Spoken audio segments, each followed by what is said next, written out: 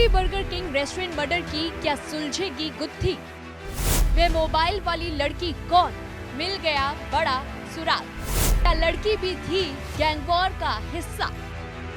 दिल्ली के burger king outlet में shootout का वीडियो बाहर आ चुका है और इसी के साथ सुलझ गई है उस लड़की की गुत्थी जो शूटआउट में मारे गए गैंगस्टर अमन जून के साथ घटना के वक्त मौजूद थी। सीसीटीवी फुटेज में साफ दिख रहा है कि रात 9:30 बजे जब गोली चली तब आउटलेट में 20 से ज्यादा लोग मौजूद।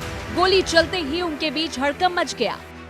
जिसको जो रास्ता मिला बाहर की ओर भाग गया। जिन्हें बाहर का रास्ता नहीं मिला वो गोलियों की जद से बचने के लिए वॉशरूम की ओर भागते दिखाई दे रहे हैं। खुद अमन गोलियों की बौछार से बचने के लिए कैश काउंटर की ओर भागा और उसे लांघकर दूसरी ओर कूद गया। हालांकि शूटरों ने उसका पीछा किया और आखिर में काउंटर पर चढ़कर जख्मी होकर गिरे अमन पर तकरीबन 40 गोलियां बरसाई।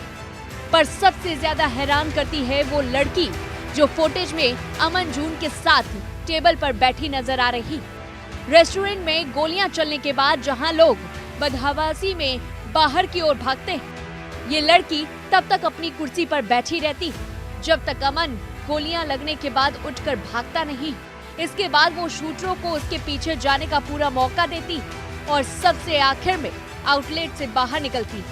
दिलचस्प बात यह है कि वो लड़की जाते जाते अपने साथ अमन जून का मोबाइल फोन और आईडी कार्ड भी ले जाती। चूंकि बर्गर किंग शूटआउट और अमन की हत्या की जिम्मेदारी पहले ही हिमांशु भाऊ ले चुका है, लिहाजा पुलिस की तफ्तीश भी इसी एंगल को सामने रख आगे बढ़ रही। शुरुआती तफ्तीश के बाद पुलिस का अंदाजा है कि अमन जून के साथ बैठी लड़की हत्या करने वालों के साथी थी। खुद अमन के परिवार ने बताया कि अन्नू नाम की ये लड़की पिछले 3 महीने से अमन के संपर्क में थी और उसका इस लड़की से अक्सर मिलना जुलना रहता था।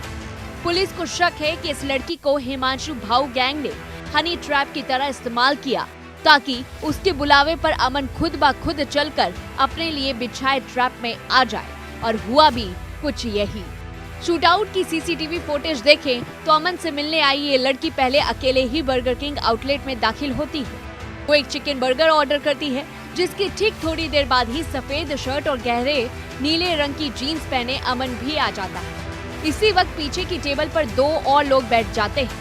अभी अमन ने सामने बैठी लड़की से बातचीत शुरू ही की थी कि पीछे वाली टेबल से सफेद शर्ट पहने लड़का उठता है और अमन पर ताबड़तोड़ फायरिंग शुरू कर देता है। अमन बचने के लिए कैश काउंटर की ओर भागता है तो दोनों हमलावर भी गोलियां बरसाते उसके पीछे भागते हैं और कैश काउंटर पर चढ़कर तब तक फायरिंग करते रहते हैं जब तक अमन ढेर नहीं हो जाता।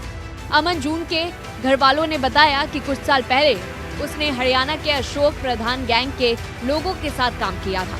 हिमांशु भाऊ की सोशल मीडिया पोस्ट के मुताबिक अशोक प्रधान गैंग से जुड़े अपराधी उसकी हिट लिस्ट में है क्योंकि वो उन्हें अपने साथी शक्ति दादा की हत्या का जिम्मेदार मानता है। जाहिर है अमन जून को अशोक प्रधान गैंग से नजदीकी के चलते ही हिमांशु भाऊ गैंग ने टारगेट कर लिया था। फिलहाल पुलिस बर्गर किंग से मिली सीसीटीवी फुटेज, फॉरेंसिक एविडेंस और टेक्निकल मैनुअल सर्विलेंस के जरिए शूटआउट में शामिल शूटर्स और भाऊ गैंग के दूसरे सदस्यों की पहचान और धरपकड़ करने में लगे हैं। जहां तक कि गैंग के सरगना हिमांशु भाऊ की बात है तो पुलिस पहले से जानती है कि दिल्ली में सनसनीखेज वारदातें करने वाले 21 साल का ये गैंगस्टर हिंदुस्तान से दुबई के रास्ते पुर्तागल भाग चुका है और वहीं से दिल्ली एनसीआर में उगाही और हत्या जैसे जुर्म अंजाम देकर अपना गैंग चला रहा है।